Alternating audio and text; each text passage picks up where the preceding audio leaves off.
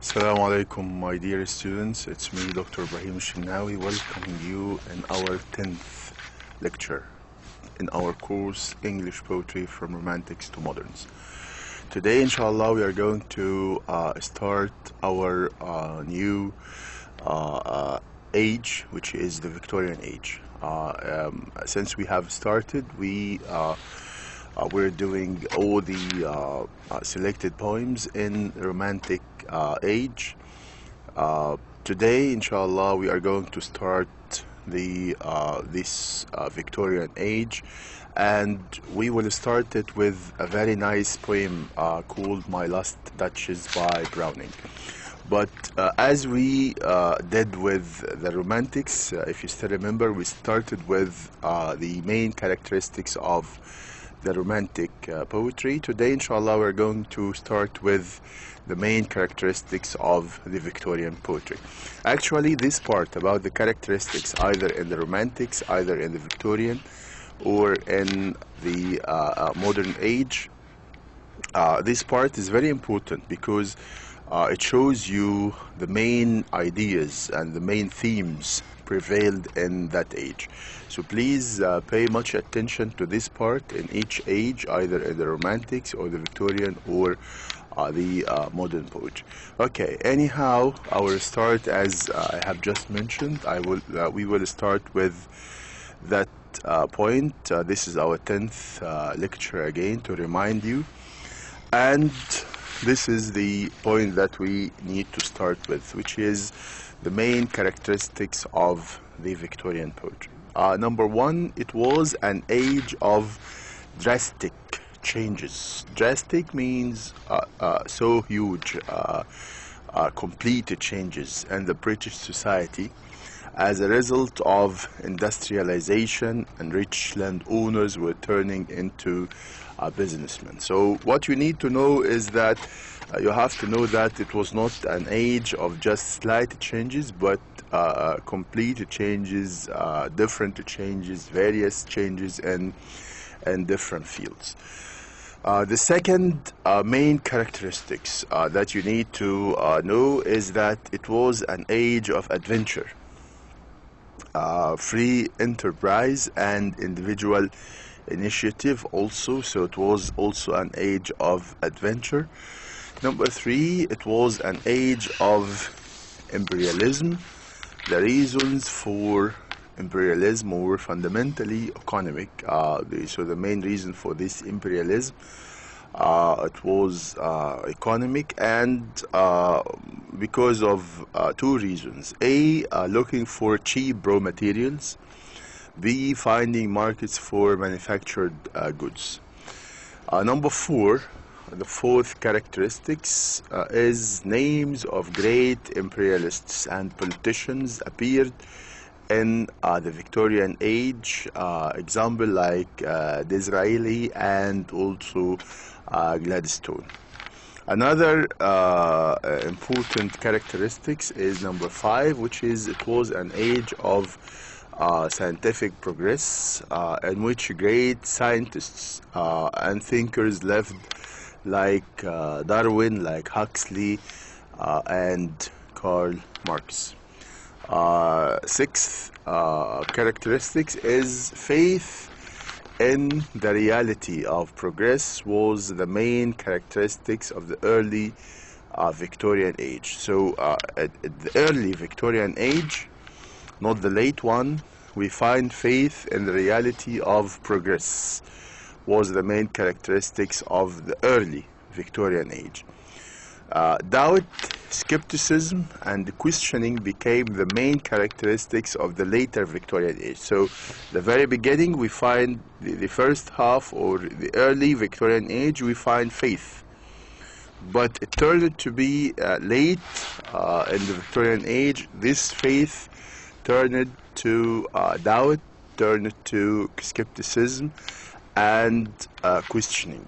So faith in God, and then it turned to be doubt and skepticism in the existence of God. Okay, now let's move to the next one, number 7, which is the Victorian age was an age of ignoticism and skepticism.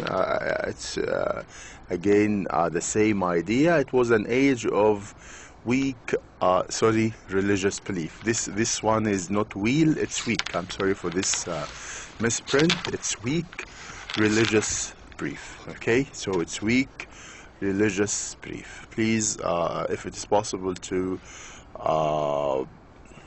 correct it. It's weak. This one is weak because I'm sorry, it's PowerPoint here may not be. Let me try if it is possible to. No, actually, it's not possible to correct it here, but you need to correct the word wheel to make it weak. Change the L into K.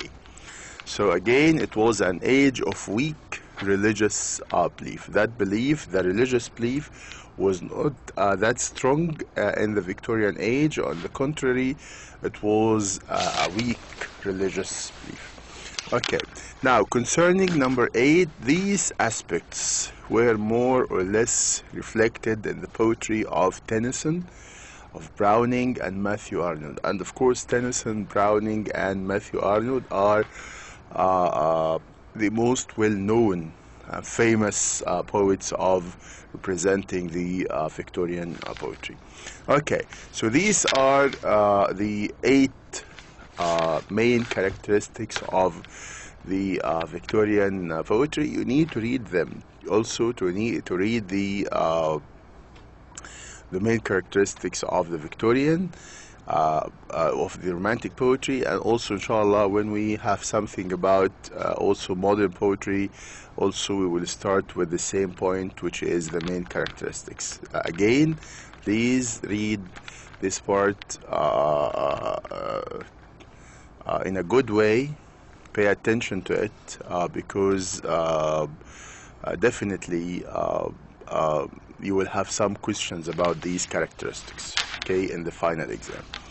Okay, so now let's start with the poem. The poem actually is very interesting. I'm quite sure that you will enjoy it. It's written by Robert Browning, and as you can see, the language is quite easy. Once you read it, you are able to understand what's going on. That is my last Duchess. So we find that someone is speaking, is narrating something, is telling us something about his last Duchess. And Duchess is, it's a title the same as prince, the same as king, the same as queen, the same as princesses, and so on. So he's saying that the same as duke, which we will find here. So that is my last Duchess, painted on the wall. So which means that he is not introducing his real Duchess, but painted in the wall, which means that this is a portrait. This is a portrait on the wall in which has the photo of the his last Duchess, looking as if she were alive. So whenever you look at the portrait, you feel that the lady is alive, breathing and moving and something like this. So he's saying looking as if she were alive, that she is not dead. The portrait seems as if she were alive. I call that piece a wonder. Now, Fra Bandalov's hands. Fra Bandalov's is the painter, the artist who painted this portrait.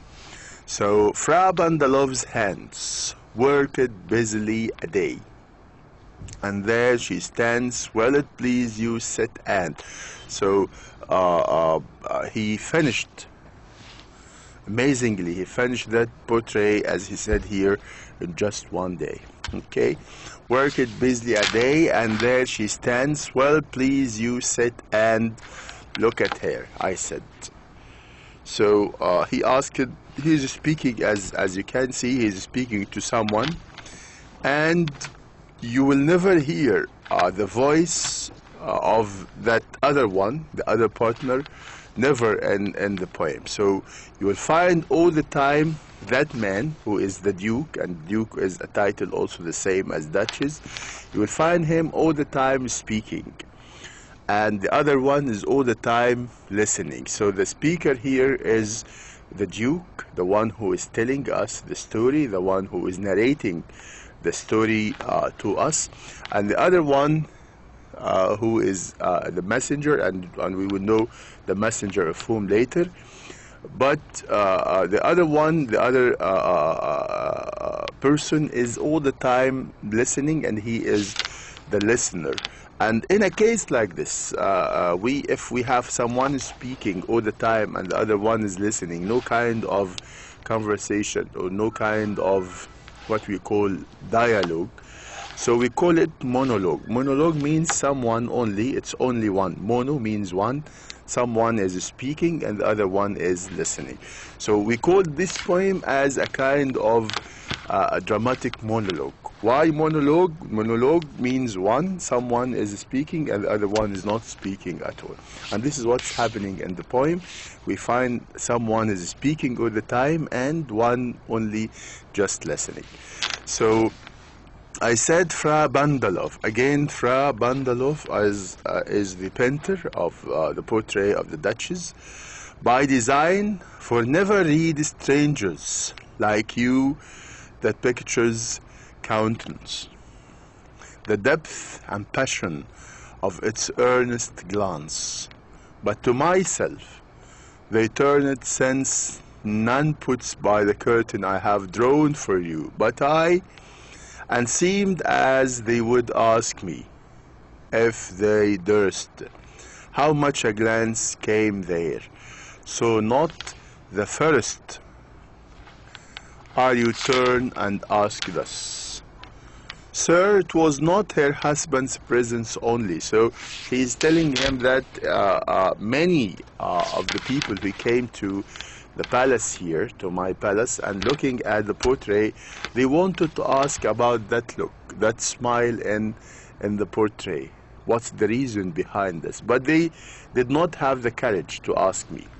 He's telling him that I will tell you why she is looking happy and smiling in the portrait. So are you turn and ask this. Sir, it was not her husband's presence only. It was not my presence during drawing and painting that portrait that made her happy. So only call that spot of joy into the Duchess's cheek. Her cheek looked red because of happiness and because of pleasure she had at that time. Perhaps Fra Bandalov, the painter, the artist, chanced to say her mantle laps over my lady's wrist too much, or paint must never hope to reproduce the faint half flush that dies along her throat. Such stuff was courtesy. Courtesy, she thought, and cause enough for calling up. That spot of joy she had, a heart, how shall I say, too soon made glad. So he's saying that his wife, the Duchess, she had a heart, an innocent heart, soon, very soon and very quickly became happy and became glad whenever someone speaks to her in a good way or in a polite, a decent manner. So she becomes so happy. Too easily impressed. She is impressed because of any nice words said to her. She liked whatever she looked on, and her looks went everywhere. Sir, it was all one. My favor at her priest, the dropping of the daylight in the west, the bow of cherries some officious fool broke in the orchard for her, the white mule she rode with round the terrace, all and each would draw from her like the approving speech, which means that the Duchess is quite happy with all the surroundings. Everything, whether it is big or small, something deep or superficial, makes her so happy and so glad. Or blush at least. She thanked men. Good, but thanked somehow, I know not how, as if she ranked my gift of a 900 years old name. So he's saying that she used to thank everyone.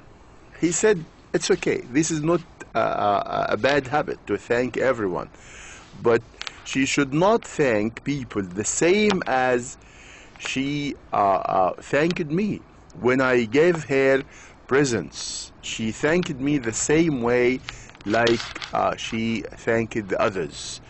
And he's saying that my gift of a 900 years old name, I used to give her very valuable gifts, and I am from a family, an old family that has 100 years old name.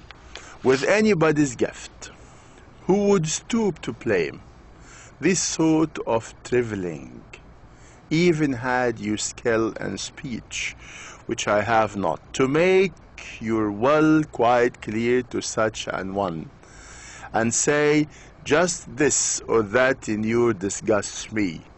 Here you miss, or there exceed the mark, and if she let herself be listened to, nor plainly set her wits to yours, forsooth a made excuse, and then would be some stooping, and I choose never to stoop.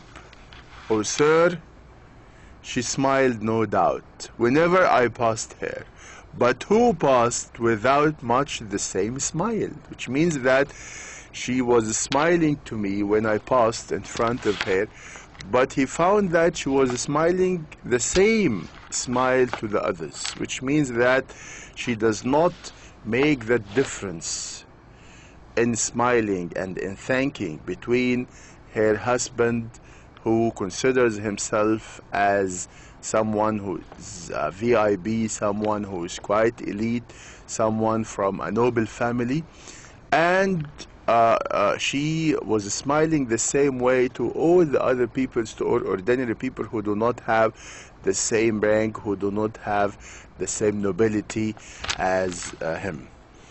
And he found that this is something bad in his last Duchess, who was his wife. So he said, whenever I passed her, but who passed without much the same smile? This grow I gave commands. Then all smiles stopped together. Look, he said, this made him so furious and so angry. So he said, I gave commands, I gave orders. Then all smiles stopped together. But actually, when you go through the poem, when you read the poem till the end, actually you will not find how he made that smiles stopped. We do not know how. He did not give us a reason for the way in which he could stop that that smile. Did it? I'm sorry for this.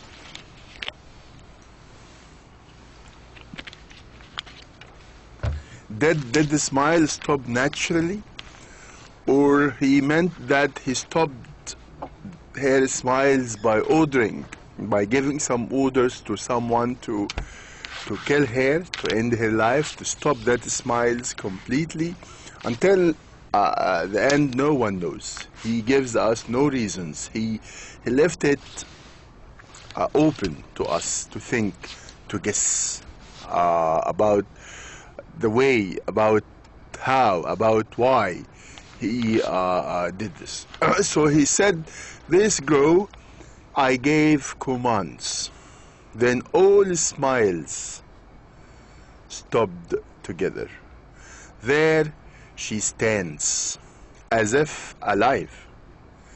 Whilst please your eyes, we will meet the company below then. So I repeat, the count your masters, known magnificence, is ample warrant that no just pretense of mine for dowry will be disallowed. Dowry, of course, you know the word dowry. Dowry is the money given to the lady or given to the man in case in a case of marriage. I mean, if someone wants to marry a lady, he gives her dowry money just for the sake of preparing himself to that marriage. And it happens in some countries, in some cases, it is not the man who is paying to the lady, but it is the lady or it is the girl who is paying to the men. And I think you know this. It happens in India, of course. It's the girl is the one who is paying the dowry for the men to marry.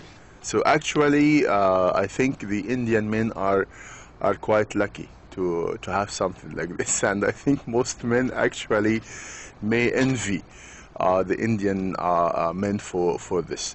So in our case here, it's the same. It's the girl who is going to marry the Duke is the one who is going to pay the money for him.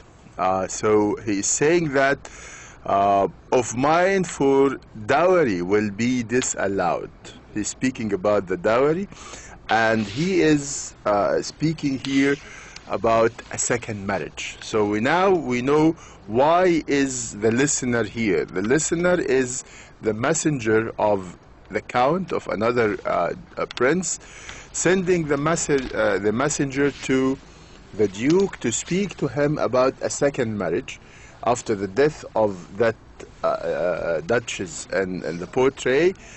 The Duke is going to marry for the second time. So this is a second marriage. So he's saying that your count, your master, he's speaking to the listener, to the messenger, that your master should think of a good dowry paid to me. So it's ample warrant that's no just pretense of mine for dowry will be disallowed, though his fair daughter's self, as I avowed, as starting is my object. And look, he is so kind. He said that I don't care about money actually, but I'm caring much about the daughter, about the girl, about the bride.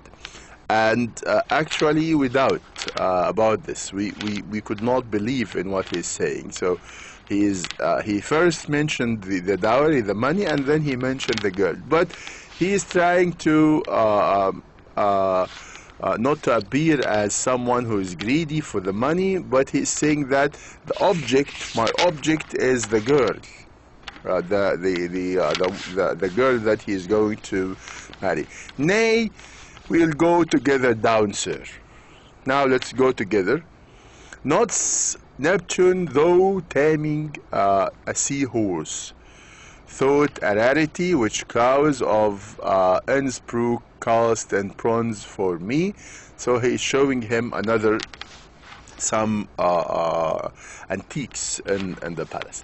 Okay, now what we read now was the poem itself. Now we will have very few lines about Robert Browning himself, and then we will have a detailed explanation of the poem itself. So Robert Browning,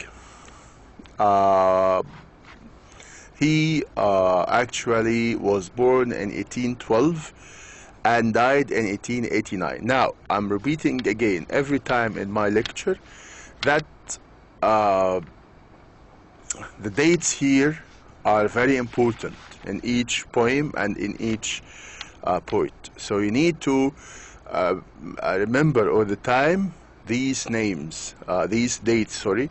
So you might have a question: Robert Browning was born in 1813 or 1814 or 15 or whatever. And you might have another question, which is Robert Browning died in 1888, 1889, 1887, 1886, or whatever. So actually, when I was thinking how to help you in this matter, I thought of a good idea, and I'll be happy if you did it, and you can send it to my mail to check what you did. Actually, I'll be happy if you do this.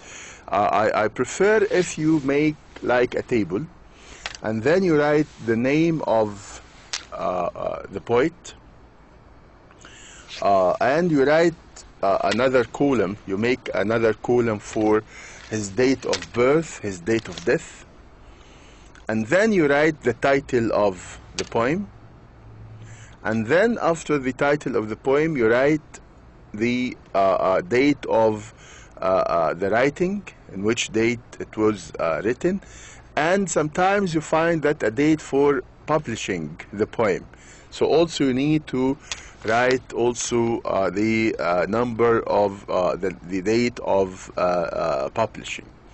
Okay, so it's very important to do something like this. Actually, it would be very nice if you put also another column for the number of stanzas in each poem, because I might ask you in this poem or in other poems or something, you need to give me how many stanzas. For example, this poem or the other one or the other one, any other poem. So I might say that daffodils or the rainbow or any of the previous poems in romantics or in this or in the coming.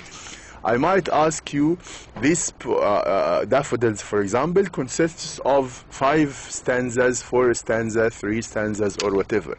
So you need to put a column also for the number of stanzas, and then also you need also to add a column for the rhyme scheme, either A, E, B, B, A, C, A, B, and so on.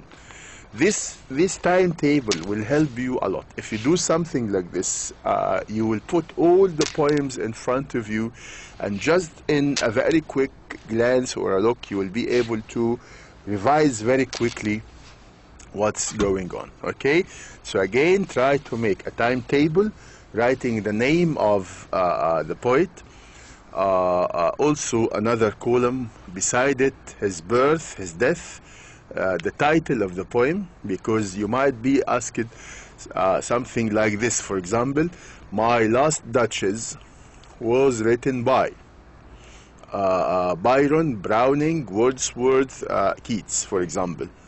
So you need to know that this poem was written by that poet. Okay, so then you write the poet, the column for the birth and death, you write the title of the poem, Browning. For example, if I give you an example to this, Browning, you write 1812, then death you write 1889, and then the title of the poem, My Last Duchess, and then if you have a date for publication or a date of writing, and then you write also the rhyme scheme for this poem, and if you have number of stanzas, you write this one. This table is very important. Please try to make it. It will help you a lot, and I'll be happy if you send me a copy of this to my email. Of course, you know my mail, it's there on the site. I'd be quite happy if you do something like this. Okay, so now let's have a very quick idea about Browning himself.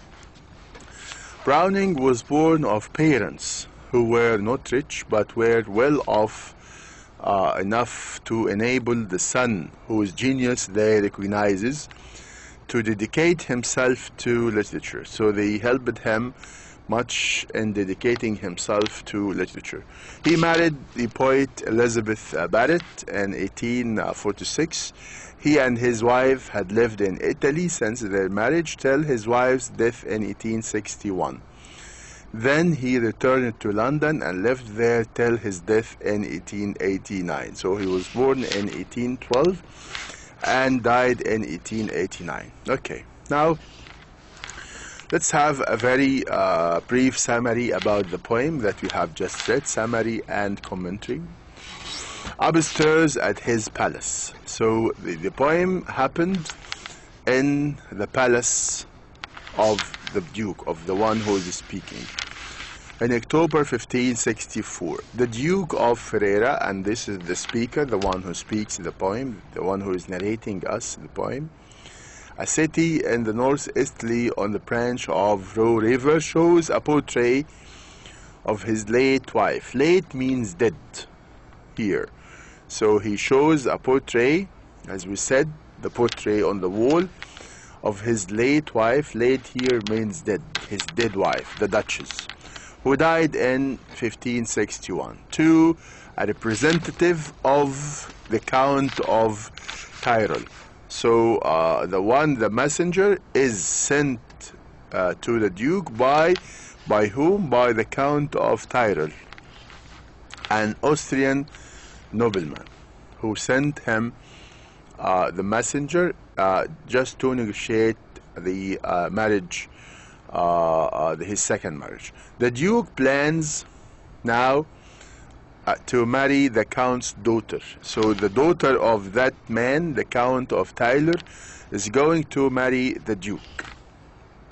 The Count's daughter, after he negotiates for a handsome dowry, and look, he negotiates for a handsome dowry from the Count. So he is going to take money from the Count. Okay. Now, while discussing the portrait, the Duke also discusses his relationship with the late Countess. He discussed this with the late Countess, revealing himself wittingly or unwittingly as a domineering husband. So, deliberately or undeliberately, he shows us that he was a domineering husband. The word domineering means controlling husband, sometimes might be aggressive husband, who regarded his beautiful wife as a mere object, just like an object, any other, like a chair or a table or whatever. A position, he considered her as a position, something that he possesses, something that he has, whose sole mission was to please him. His comments are sometimes straightforward and frank, and sometimes subtle and ambiguous. Several remarks hint that he may have murdered his wife. So until now, as I said, it was just hint that he killed his wife, he murdered her, just a teenager at the time of her death, 2 years after she married him. But the bleak and roundabout language in which he couches these remarks fall short of open confession. So we cannot say that this is a confession. We cannot say that he confesses that he killed his wife. Okay, the Duke tells the Austrian emissary that he admires the portrait of the Duchess, but was aspirated with his wife while she was alive, for she devoted as much attention to trivialities as she did to him. He says, I have comments. Then all of her smiles stopped together, as we said. Does commands mean that he ordered someone to kill her? No one knows if he ordered someone to kill his wife. Okay. The poem does not provide enough information, as we said before, to answer these questions. No one knows if he really orders someone to kill her or not. So the poem does not provide enough information to answer these questions, nor does it provide enough information to determine whether the Duke is lying about his wife or exaggerating her faults. Maybe he is saying something which is not true about her, or exaggerating, saying something more than normal about this. Whatever the case, research into her life has resulted in speculation that she was poisoned, and it's said that he poisoned her. Okay, this poem is loosely based on historical events, and actually this poem is not an imaginative poem by the poet himself, but it is based on historical events. So it happened, it's a real story involving Alfonso, the Duke of Ferrara, who lived in the 16th century. So there was actually, in reality, a man called Alfonso, and he was the Duke of Ferrara, and this man lived in the 16th century. So he lived long time ago. He was a real man, and it happened in reality. This story happened in reality. So the Duke here is the speaker of the poem. As I said, the Duke is the one who speaks, is the one who narrates the poem all the time, and the messenger is the listener. So the Duke is the speaker of the poem and tells us he is entertaining an imagery.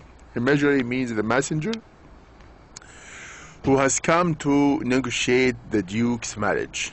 He has recently been wedded to the daughter of another powerful family. As he shows the visitor through his palace, he stops before a portrait of the late Duchess, apparently a young and lovely girl. His late Duchess, she was a young and lovely girl. The Duke begins reminiscing about the portrait sessions, then about the Duchess herself. The portrait of the Duchess, the portrait of the late Duchess of Ferrara, is a fresco, a type of work painted in watercolors directed on a plaster wall. The portrait again symbolizes the Duke's possessive and controlling nature, in such as the Duchess has become an art object which he owns and controls. Okay, now I have already finished this lecture. Inshallah, we will continue in the 11th lecture. We will continue, inshallah, the rest of this interesting poem. Hope you have enjoyed that lecture. Inshallah, right now I will start recording the 11th lecture to continue this nice poem, to know what happened to our poor, weak Duchess who married to such kind of person who is a domineering, who did not like her kindness and her innocence. Thank you very much. Hope you have enjoyed this lecture. Inshallah, I'll meet you next lecture in the same poem, My Last Duchess by Robert Brown. Thank you very much. Best of luck to all of you. See you soon, inshallah. Assalamu alaikum wa rahmatullahi wa barakatuh.